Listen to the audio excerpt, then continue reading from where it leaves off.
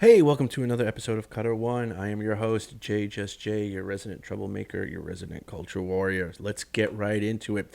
So, not too long ago, if you remember in the Rings of Power in the season finale episode, not Gandalf went up against the Spice Girls. No, he went up against the three witches, the three witches that were tracking him. You know, the ones led by Feminem.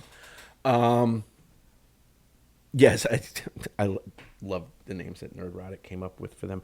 Anyway, so not Gandalf has this confrontation with them, and eventually he sort of gets control of his powers because he gets the staff and stuff like that, and he shoos them away. And there's that scene where they sort of transition when he sort of sends them away, and to nobody's surprise, it was a huge member berries reference to the Nazgul from Peter Jackson's film and their look. So going forward, I'm going to refer to these three as the Nazgurls because I like that a lot better. But anyway, so they recently gave an interview with Vanity Fair, and where they tried explaining why they sort of have this visual reference to the Peter Jackson ones. So let's take a look at what they had to say, okay? So this is coming to us from Screen Rant, and it says, "Why Rings of Power witches look like Lord of the Rings ring wraiths explained." The Rings of Power showrunners J.D. Payne and Patrick McKay explain why the three witches in white resemble ring wraiths when they are vanquished.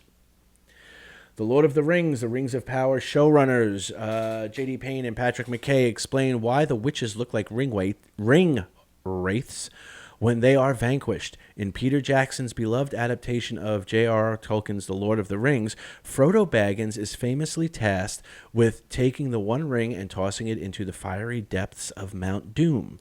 On their treacherous journey to Mordor, Frodo and his fellow hobbits are pursued by Nazgul, also known as ring wraiths, Sauron's most terrible servants in Middle-earth.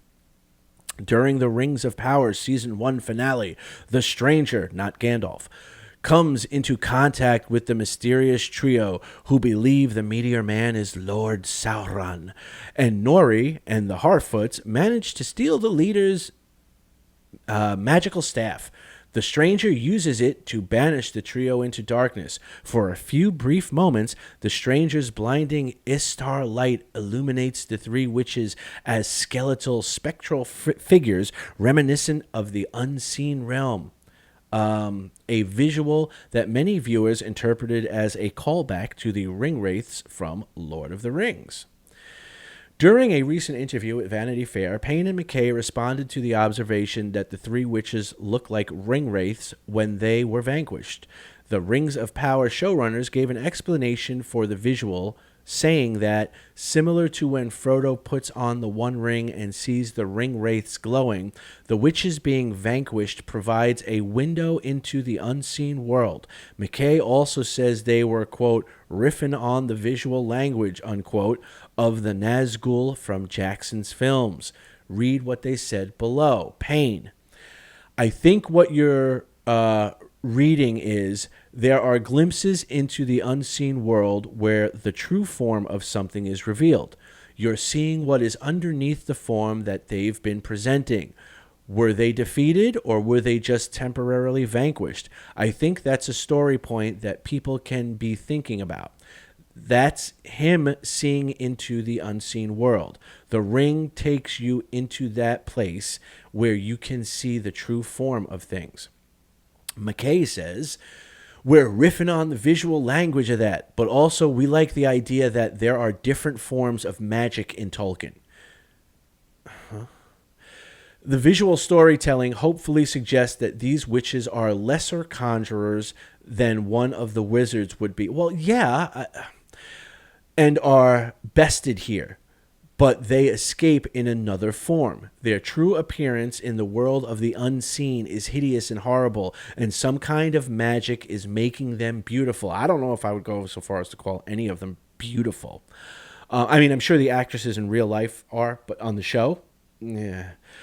While the visual language is a little similar to the Nazgul, we're also thinking about Macbeth, and we're thinking about the old crones and the three witches, and just trying to come up with something strange and weird.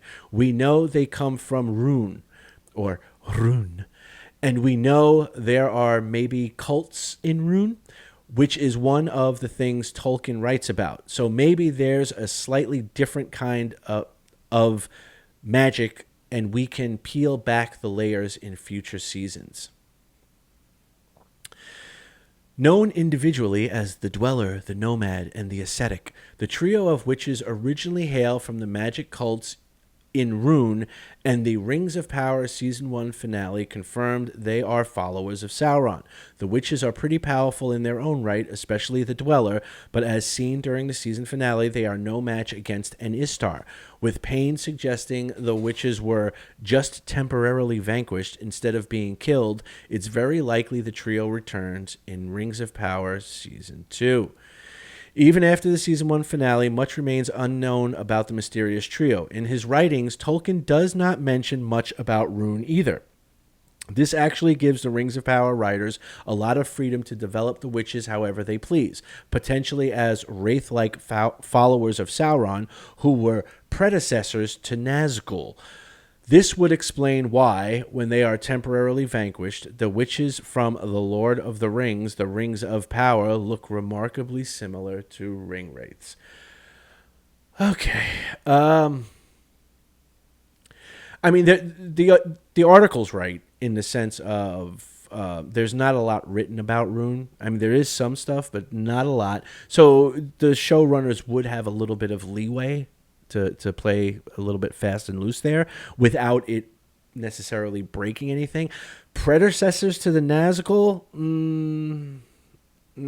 I no, I'm not seeing that.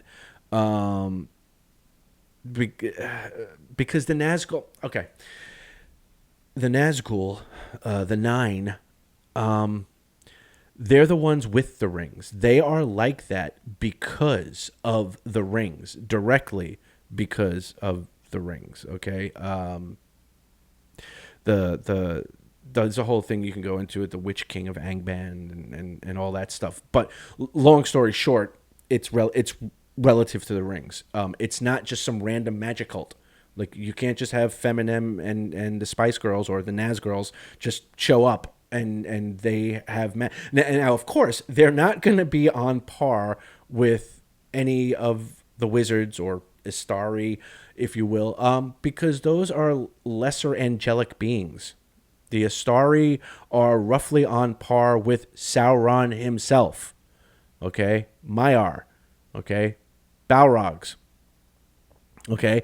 That's the level the Astari are at. So you know, the fact that these witches from Rune are not on that level, duh. Like, that's a no-brainer. Like, if you did make them on that level, that would be ridiculous. So anyway, so I don't know about predecessors to the Nazgul. I just think it's stupid. I think it's just they as they sort of semi-mentioned, they were very much aware of the aesthetic of what Peter Jackson did with the Nazgul, and that's what they were going for. I mean, these are the same guys that felt that they needed to have some type of hobbit in there, and therefore they decided to go with the Harfoots. That they need to have a wizard in there. Okay, so you have an Astari there when there's no record of any Astari at this point, okay, in Tolkien's writing, you know, and now, you know, they need to have that callback reference to the Nazgul, even though these aren't Nazgul. So the Nazgurls resemble the Nazgul because the showrunners want that familiarity. They want those member berries from the Peter Jackson show. Anyway, that's just my take on it. Let me know what you guys think. Like the video if you like the video. Hit the bell for notifications. Share the video. Leave a comment below. Let me know what you think. Like, do you think like the Nazgurls were there just simply as a sort of throwback to the Peter Jackson stuff, or are you buying into this like, oh, we were riffing on the vibes, bro? Let me know what you think down below. And remember to please subscribe. Trying to get the numbers up. That will help us greatly. All right. Until then, I will talk to y'all later. Peace.